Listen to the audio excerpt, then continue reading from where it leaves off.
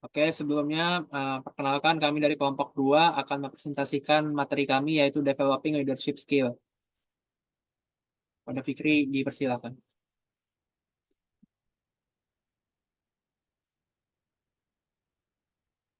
Oke, pertama-tama kita akan melalui proses introducing dulu. Jadi, kita di sini membahas tentang developing leadership skill. Jadi, pada abad ke-21, keberhasilan sebagai pemimpin memerlukan keterampilan tingkat tinggi dan kompetensi baru. Jadi, investasi dalam pengembangan kepemimpinan meningkat, tetapi organisasi seringkali tidak sepenuhnya mengevaluasi biaya dan hasilnya.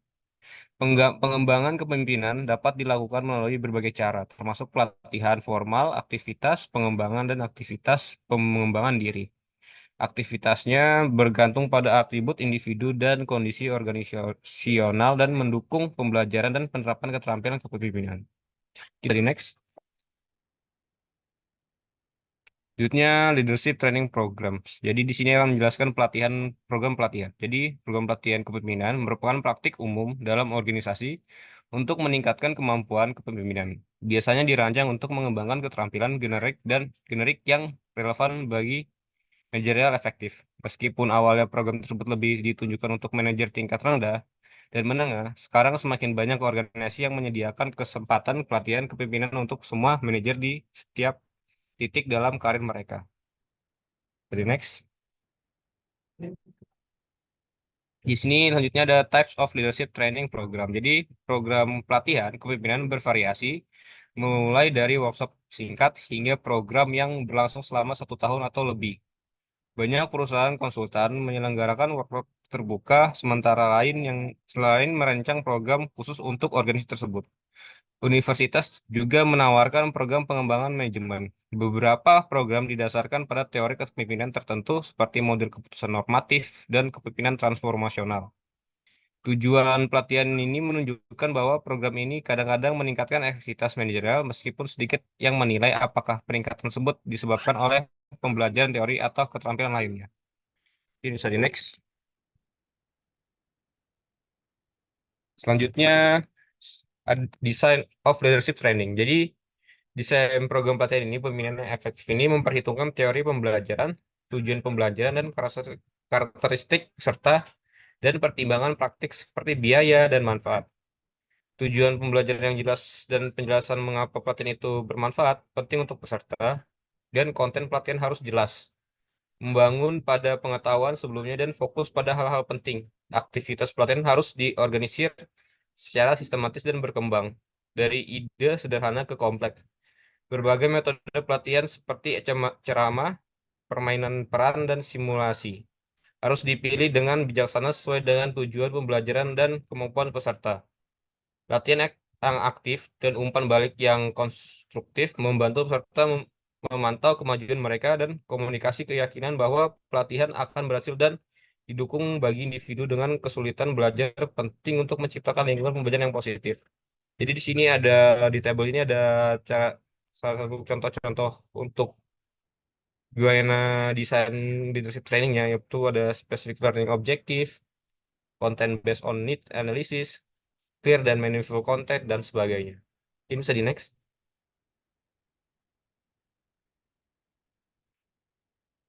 Selanjutnya, efek of leadership training. Jadi, efek dari pelatihan kepemimpinan dapat dinilai melalui beberapa kriteria, yaitu termasuk reaksi peserta, pembelajaran transfer pengetahuan ke kinerja, dan hasil organisasi.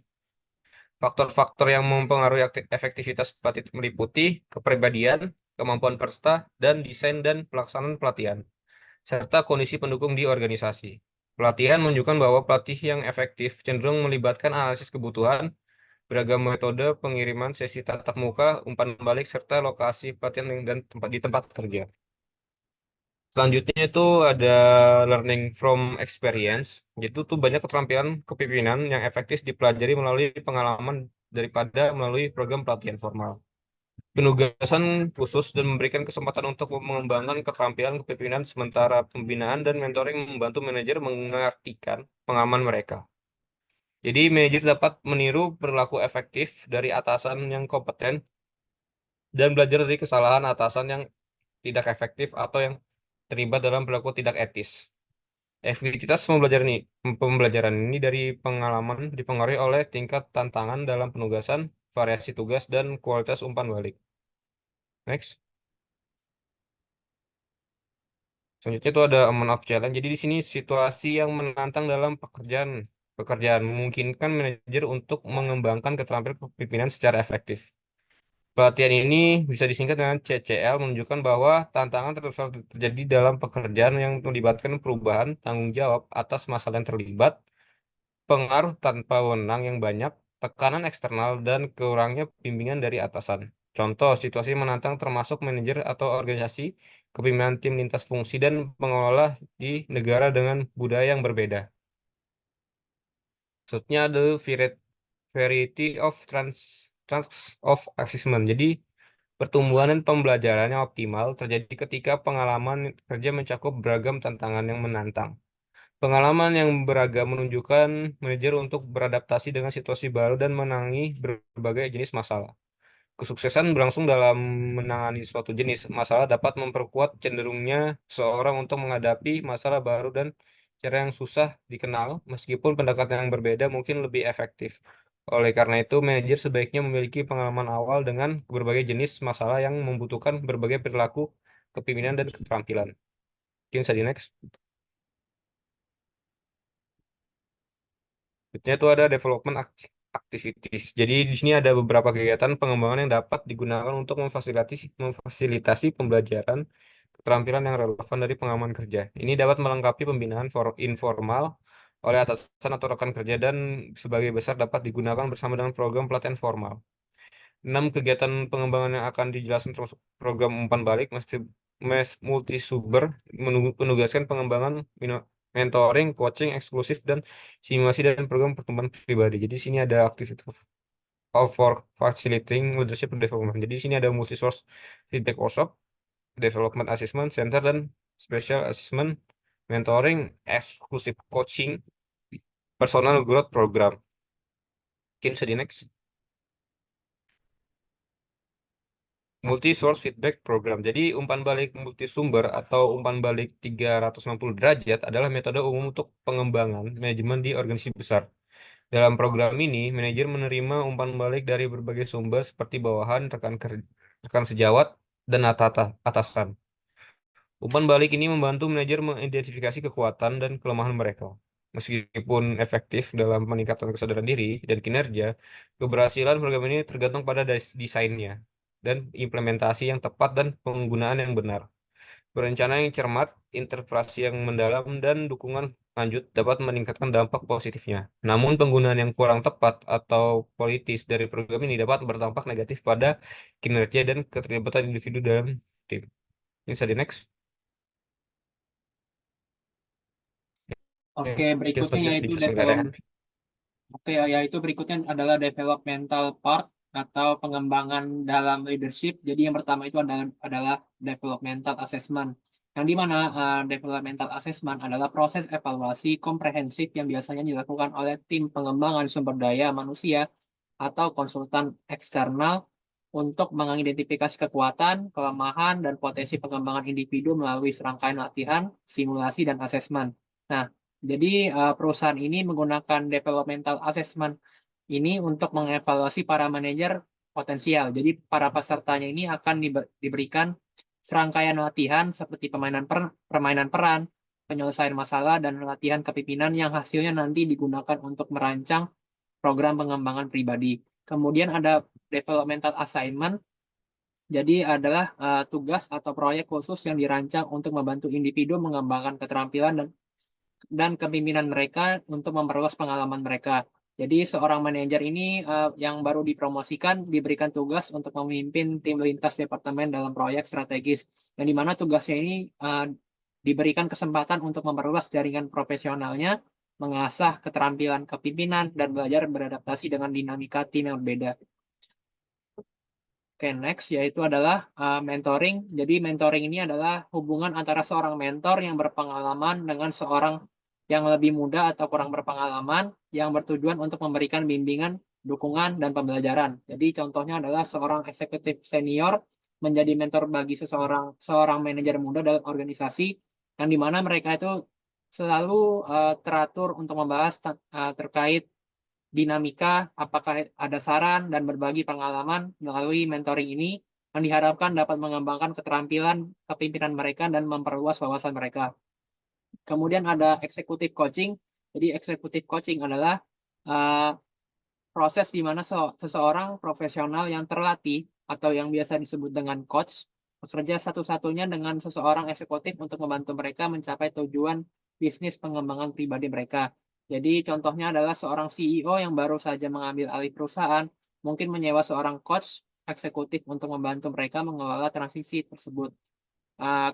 Coach tersebut akan membantu CEO mengidentifikasi kekuatan dan area pengembangan serta mengembangkan strategi untuk mencapai tujuan mereka. Next yaitu adalah simulation atau simulasi. Jadi adalah aktivitas yang meniru situasi nyata atau skenario bisnis yang dirancang untuk memberikan pengalaman praktis tanpa resiko nyata. Jadi contohnya adalah sebuah perusahaan menggunakan simulasi kepemimpinan di mana para manajer diposisikan dalam skenario bisnis yang menantang seperti menangani konflik tim atau menghadapi krisis perusahaan. Yang terakhir yaitu adalah personal growth programs, yaitu adalah program yang dirancang untuk membantu individu mengembangkan keterampilan, pengetahuan, dan sikap yang diperlukan untuk mencapai potensi pribadi mereka.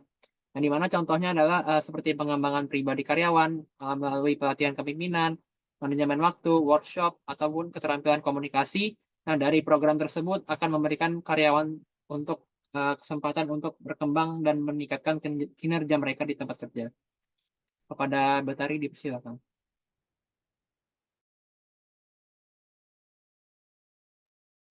Berikutnya itu adalah memfasilitasi pengembangan keterampilan. Pengembangan kepemimpinan yang efektif membutuhkan perhatian pada sifat-sifat individu pemimpin dan kondisi di dalam organisasi. Kesiapan pengembangan individu merupakan faktor penting dan keefektifan metode pengembangan pemimpin akan bergantung pada jenis pembelajaran yang diinginkan, individu yang dikembangkan, dan kondisi-kondisi pendukung dalam organisasi tersebut. Yaitu ada kesiapan pengembangan. Kesiapan pengembangan adalah kunci untuk efektivitas dalam pengembangan kepemimpinan. Orang yang siap untuk berkembang memiliki kesadaran diri yang baik, kemauan untuk belajar, dan percaya diri untuk mengatasi tantangan. Mereka akan mencari kesempatan belajar dan tumbuh, sementara mereka yang kurang siap cenderung enggan mengambil resiko atau berubah. Berikutnya adalah dukungan dari bos. Dukungan dari atasan memiliki dampak yang signifikan terhadap pengembangan keterampilan kepemimpinan pada bawahan. Manajer yang memahami pentingnya pelatihan dan pembimbingan cenderung memberikan lebih banyak dukungan kepada bawahan untuk mengembangkan. Berikutnya adalah iklim pembelajaran. Iklim belajar dalam organisasi sangat mempengaruhi tingkat pelatihan dan pengembangan manajemen yang terjadi. Jika pembelajaran individu dianggap penting untuk keefektivitasan organisasi, maka lebih banyak sumber daya akan dialokasikan untuk pelatihan, dan upaya akan dilakukan untuk mengukur dan memberikan penghargaan pada pembelajaran.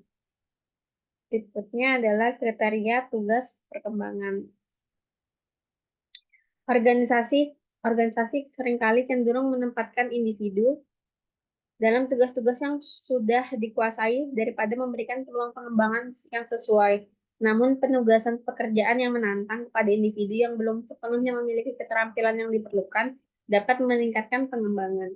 Meskipun ada resiko kegagalan, dalam pengembangan kepemimpinan penting bagi organisasi untuk mengakui nilai pengembangan untuk mempertimbangkan kebutuhan. Next.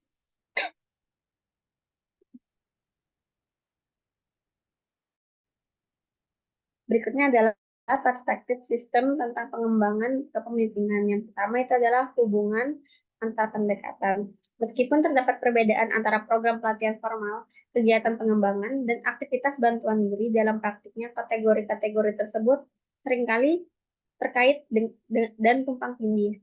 Pembelajaran dari satu pendekatan dapat memperkuat pembelajaran dari pendekatan lainnya. Kombinasi berbagai pendekatan ini sering diperlukan dalam konteks pengembangan kepemimpinan yang komprehensif. Namun, masih ada kebutuhan untuk penelitian yang lebih sistematis dengan cara terbaik untuk mengintegrasikan pendekatan-pendekatan ini untuk memaksimalkan manfaatnya. Terus ada mengintegrasikan kegiatan pembangunan. Banyak organisasi mengalami ketidakintegrasian dalam pelatihan kepemimpinan dan pengembangan karyawan mereka. Hal ini seringkali disebabkan oleh kurangnya analisis sistematis terhadap kebutuhan kompetensi esensial.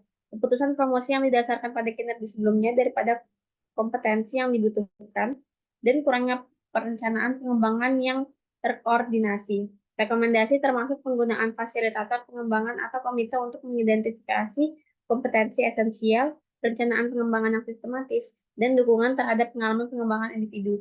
Pendekatan terpadu yang mencakup analisis kebutuhan, penyelarasan dengan perencanaan sukses, dan pengakuan atas peningkatan kinerja juga sangat penting untuk memastikan keberhasilan pengembangan kepemimpinan dalam organisasi. Berikutnya ada pengembangan kepemimpinan untuk organisasi. Pentingnya pengembangan kepemimpinan yang tidak hanya berfokus pada individu, tapi juga pada proses kepemimpinan yang efektif dalam tim dan organisasi. Hal ini menekankan bahwa pengembangan kepemimpinan harus disesuaikan dengan tujuan strategis organisasi dan harus menjadi bagian dari strategi sumber daya manusia yang lebih luas. Meskipun demikian, banyak organisasi yang masih belum memahami. Oleh karena itu, diperlukan penelitian lebih lanjut dan pemahaman yang lebih baik tentang bagaimana kegiatan pengembangan kepemimpinan mempengaruhi kesuksesan organisasi di masa depan. Berikutnya adalah pedoman pengembangan diri. Organisasi dapat membantu mengembangkan keterampilan kepemimpinan anggotanya. Meskipun fokus utamanya pada tindakan yang bisa diambil oleh organisasi, penting untuk diingat bahwa individu juga bisa melakukan upaya pengembangan diri untuk meningkatkan keterampilan kepemimpinan mereka. Teknik-teknik pengembangan diri seperti membaca buku praktisi, mengikuti program instruksional, atau menggunakan program komputer interaktif dapat menjadi cara yang efektif untuk meningkatkan keterampilan kepemimpinan. Contoh dari pedoman pengembangan diri dan keterampilan kepemimpinan itu bisa dilihat mengembangkan visi pribadi tentang tujuan karir, mencari mentor yang tepat, mencari tugas perkembangan yang menantang, gunakan jaringan sosial untuk mempelajari peluang pengembangan, meningkatkan pemantauan terhadap diri sendiri, carilah umpan baik yang relevan, belajar dari kesalahan, belajar melihat peristiwa dari berbagai perspektif, dan bersikap skeptis terhadap jawaban yang mudah. Sekian presentasi dari kelompok 2.